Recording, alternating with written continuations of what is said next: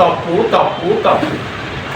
తిరుమల తిరుపతి దేవస్థానంలో చిన్న విషయం పైన సిబిఐ ఎంక్వైరీ చేశారు. మరి అయోధ్య పైన సిబిఐ ఎంక్వైరీ వేయడమే కాదు, సుప్రీంకోర్టు మానిటర్ చేస్తూ మరి జరిగినటువంటి అవకతవకల పైన, అవినీతి పైన మరి విచారణ క్షుణ్ణంగా జరిపించాలని మేము కాంగ్రెస్ పార్టీ తరఫున డిమాండ్ చేస్తున్నాం. నరేంద్ర మోడీ గారు ప్రతిరోజు పేపర్లో కనిపిస్తారు, ప్రతిరోజు టీవీలో కనిపిస్తున్నారు. ఆయనకు పెళ్ళాం బిడ్డలు లేరు పాపం. కానీ గజా అనే ప్రాంతంలో పాలస్తీనాలో 20,000 మంది చిన్న బిడ్డలు చనిపోవడం గమనార్హం. 20,000 మంది చిన్న బిడ్డలు.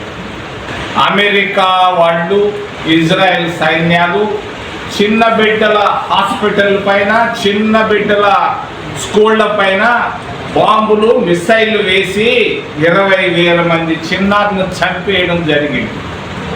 భారత ప్రభుత్వం, భారతదేశం గొప్ప ఉన్నతమైనటువంటి స్థానంలో ఉన్నటువంటి భారతదేశ ప్రతినిధులు, విదేశాంగ శాఖ ప్రతినిధులు కానీ, విదేశాంగ మంత్రి కానీ, గౌరవ ప్రధానమంత్రి గారు కానీ ఇప్పటిదాకా ఒక్క మాట చిన్న బిడ్డల పైన మాట్లాడకపోవడం ఆశ్చర్యకరం, గర్హనీయం. మరి నా అనుమానం, ఎందుకు గత 5-6 సంవత్సరాలుగా అదానీ అని ఆయన కష్టాలు పడుతున్నాడు అమెరికా ప్రభుత్వం దగ్గర. 5-6 సంవత్సరాలుగా బైడెన్ ఆయన ఉన్నప్పుడు బైడెన్ దగ్గర వెళ్ళేవాళ్ళు కొంతమంది, అయ్యా మా కేసులు తప్పించండి, మా దాని కేసులు తప్పించండి అని వెళ్ళేవాళ్ళు. బైడెన్ మాత్రం ఏమాత్రం సహకరించలేదు అదానీకి. ఈరోజు ఆయనకు సంబంధించినటువంటి చాలా ఫైళ్ళన్నీ అమెరికా ప్రభుత్వం దగ్గర ఉన్నాయి. వీటిపైన ఆయన ప్రియమిత్రుడు మోడీ గారు తన మిత్రుడికి సహాయం చేసేదాని కొరకుగా అమెరికాకు తొత్తుగా మారిపోయాడు. ఇట్లా అనుమానం లేదు. అమెరికా చేస్తున్న దుశ్చర్యల గురించి కానీ, ట్రంప్ చేస్తున్నటువంటి పనికి మారిన చర్యల పైన ఈ రోజుకి ఆయన ఒక్క మాట అనకపోవడం ఇది భారత సాంప్రదాయాలకు, భారత అఖండతకు దెబ్బతీసే విధంగా ఉంది. నరేంద్ర మోడీ గారి వైఖరిని, భారతీయ జనతా పార్టీ వైఖరిని, విదేశాంగ విధానాన్ని నేను ఖండిస్తున్నా. మూడవది ముత్తుకూరు అనేది వారి ఊరు పేరు గోపాలపురం. నాకు 65 సంవత్సరాలుగా తెలుసు. ఆ గోపాలపురం పోయి కృష్ణపట్టణం అయింది. మరి అక్కడ ఉన్నటువంటి పేద సాధలంతా మరి అక్కడ ఉప్పు కయ్యలు ఉండేది. తలా 2 ఎకరాలు 3 ఎకరాలు ఉంటే వాళ్ళందరూ దాంతో జీవనోపాధి చేసేవాళ్ళు. మరి వాళ్ళకు ఉన్నటువంటి దళితులకు ఉన్నటువంటి పొలాలన్నీ తీసుకొని మరి అనిల్ అంబానీకి ఇచ్చారు. అనిల్ అంబానీకే కాదు, అక్కడ ఒక ఆయన మా ఇంటి పేరు ఆయన కూడా ఇచ్చారు, విశ్వేశ్వరరావు గారు. విశ్వేశ్వరరావు చేతుల్లో నుంచి పెరుగుకున్నాడు అదానీ. ఈరోజు ముత్తుకూరు పరిస్థితి ఏంటి? ముత్తుకూరు పరిస్థితి ఏంటి? మరి అదానీ అది తీసుకున్న తర్వాత ఈరోజు ఆ ప్రాంతం ముత్తుకూరులో ఆక్సిజన్ లేదు. ఓ జిల్లా కలెక్టరు, ఏడగాదు నువ్వు కూర్చోవాల్సింది కలెక్టర్ ఆఫీసులో పోయి ముత్తుకూరు పోయిరా. ముత్తుకూరులో పరిస్థితులు ఏంటి? బొగ్గు పీల్చుకుంటున్నారు లోపలికి, కార్బన్ డైఆక్సైడ్ లోపలికి వెళ్తా ఉంది, ఆక్సిజన్ అనేది కనపడటం లేదు. ఇది చాలా తప్పు. నేను నరేంద్ర మోడీ గారి మిత్రుడైనటువంటి అదానీ నేను ఖండిస్తున్నాను నెల్లూరు నడిబొడ్డు నుంచి. మరి వెంటనే ముత్తుకూరు ప్రాంతంలో అక్కడ ప్రజలు జరుగుతున్నటువంటి అన్యాయాన్ని తీసేసి తప్పనిసరిగా ఆక్సిజన్ లాంటిది పీల్చుకునే విధంగా అక్కడ చెట్లేసి నీ దుశ్చర్యలు, నీ పరిశ్రమలు, నీ మరి అన్నిటినీ ఆడున్నటువంటి పోర్టుల్ని తగ్గించి ప్రజలను కాపాడాలని డిమాండ్ చేస్తూ, రెండో విషయం మా మిత్రుడు కుమారుడు జగన్మోహన్ రెడ్డి గారు ఆదాయానికి మించిన ఆస్తుల విషయంలో దాదాపు 11 కేసుల్లో వారు ఉన్నారు. దాదాపు 16 సంవత్సరాలు. మరి ఈ 16 సంవత్సరాల కాలంలో కోర్టులు హైదరాబాదు అక్కడ ఇక్కడ చూస్తూ ఉన్నారు. మరి ప్రజలకు న్యాయ వ్యవస్థ పైన నమ్మకం పోతా ఉంది. నాకైతే దృఢమైన నమ్మకం ఉంది.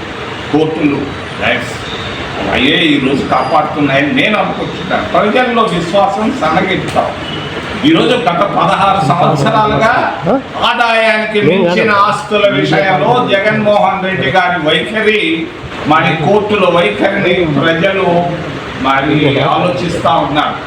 నేను సున్నితంగా తెలియజేస్తున్నాను గౌరవ న్యాయస్థానానికి, వెంటనే ఆలోచించండి.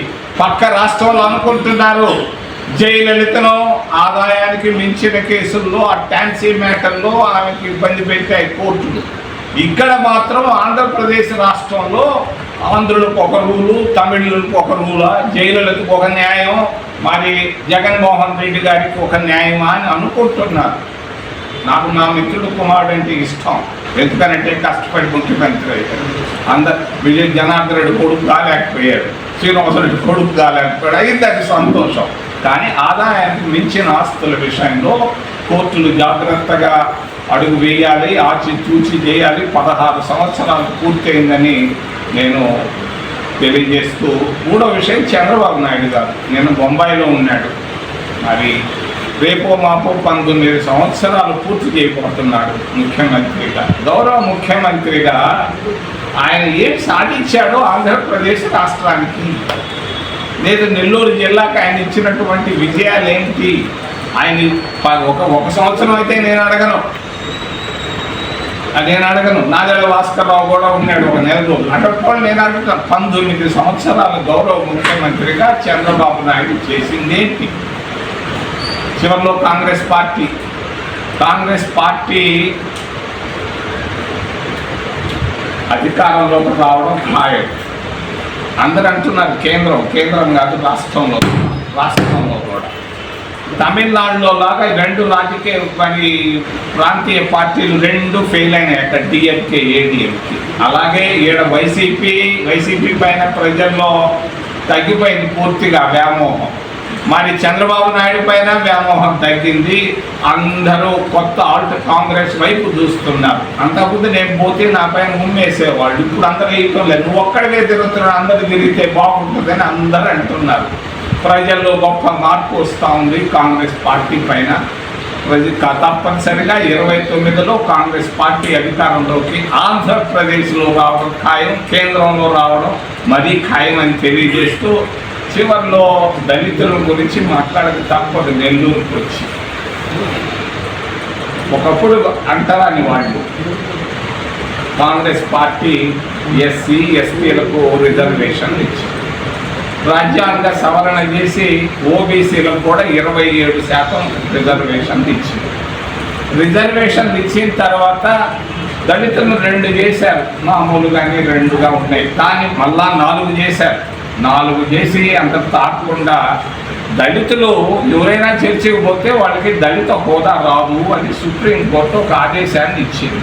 మరి అంటరాంతనం పోతుందా? చర్చకు పోగానే అంటరాంతనం పోతా ఉందా?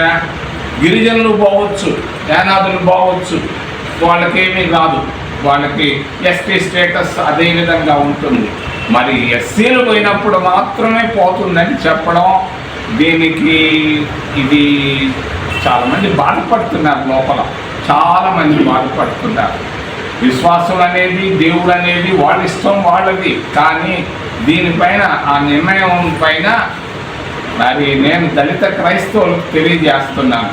ఈ ప్రాంతంలో ఎక్కువ కాబట్టి నెల్లూరు నడిబొడ్డు నుంచి తెలియజేస్తున్నాను. మీరు చేసిన పొరపాటు వల్లే ఈ నష్టం వచ్చింది దళిత క్రైస్తవులు. మీరు కాంగ్రెస్ను వదిలిపెట్టి బయటికి వెళ్ళారు, అందువల్లే ఈ కష్టం నష్టం వచ్చింది. జాగ్రత్తగా మళ్ళీ తిరిగి దళిత క్రైస్తవులందరూ వెనక రండి. మేమందరం కాంగ్రెస్ పార్టీ తరఫున మేము ఆహ్వానిస్తున్నాం. మరి అంతేకాదు, రాజ్యాంగ సవరణ చేయండి, అది పోదు. రాజ్యాంగ సవరణ చేసి దళిత క్రైస్తవులు కూడా దళిత హోదా ఇస్తామని తెలియజేస్తూ ఏదైనా ప్రశ్నలు ఉంటే అడగడం మేము అది చేతులెత్తి ప్రార్థిస్తాం. టాస్క్ ఫోర్స్ అని చెప్పి ఏర్పాటు చేసి సోషల్ మీడియా మీద పోలీసు వ్యవస్థ కొంచెం దుడుకు ఎక్కువగా కనిపిస్తా ఉంది. ఎక్కడ పోయినా అడుగుతున్నారు రావణ్ గురించి ఏంది అని. మరి అంతేగాని ఇంకొక అబ్బాయిని కూడా ఒక పోలీస్ ఇన్స్పెక్టరు కొట్టి చంపి కాల్ చేశాడు. ఇటువంటిది తప్పు. ప్రసాదరావు అని ఒక డీజీపీ ఉండేవాడు, ఒక ప్యూన్ కొడుకు చనిపోయాడు. ఆయన ఉన్నప్పుడు చాలా బాగుండింది పోలీసు వ్యవస్థ. ఈ మధ్యకాలంలో పోలీసు వ్యవస్థ బలహీనం అవుతా ఉంది. మరి అందరూ బాధపడుతున్నారు, జాగ్రత్త పడాలని నేను తెలియజేస్తాను. దళిత క్రైస్తవ అనేది మన రాజ్యాంగంలో లేదు.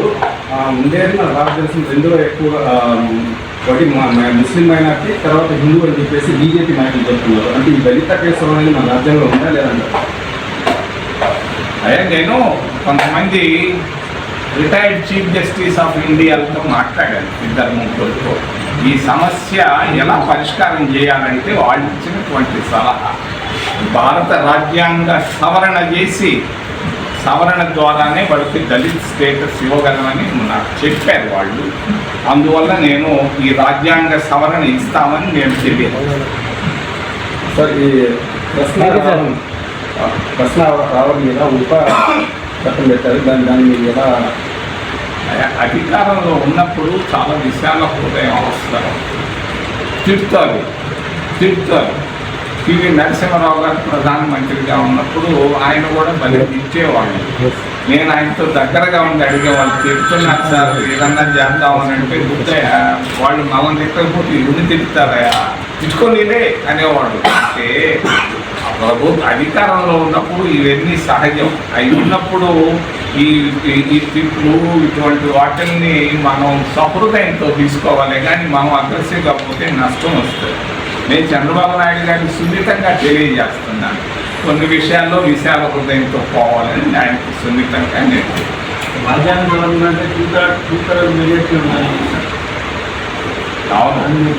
కదా మాకు రాకపోతే ఇంకెవరికి వస్తుంది. మేము మీకు తెలియని రహస్యాన్ని చెప్తాను. ఇప్పుడు కన్యాకుమారి నుంచి చివరి దాకా మేము రాబోతున్నాం మ్యాసివ్ మెజారిటీతో. దానికం పెరిగి ప్రజలు అల్లాడుతున్నారు. నరేంద్ర మోడీ గారు హాయిగా తిరుగుకుంటున్నాడు, విదేశాలకు పోవద్దని అందరికీ చెప్తాడు. ఆయన 2 రోజులకు ఒకసారి పోతాడు. 8,000 కోట్ల రూపాయలు విమానంలో పోతున్నాడు. భారత ప్రజలతో ఒక విమానం కాదు, 2 విమానాలు పోతాయి. ఆయన హాయిగా జీవితాన్ని గడుపుతున్నాడు. పేదవాళ్ళు మాత్రం అల్లాడుతున్నారు. అందుకని మేము వస్తున్నాం. Thank you sir. కూర్చోండి సార్, తీసుకోవాలి సార్. సార్ కూర్చోండి సార్.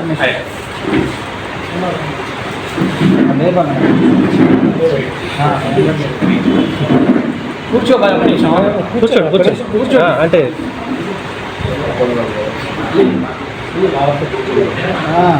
చెప్తా ఉంటే కూడా లేచి వెళ్ళిపోతే గొప్ప ఏం చేయాలి?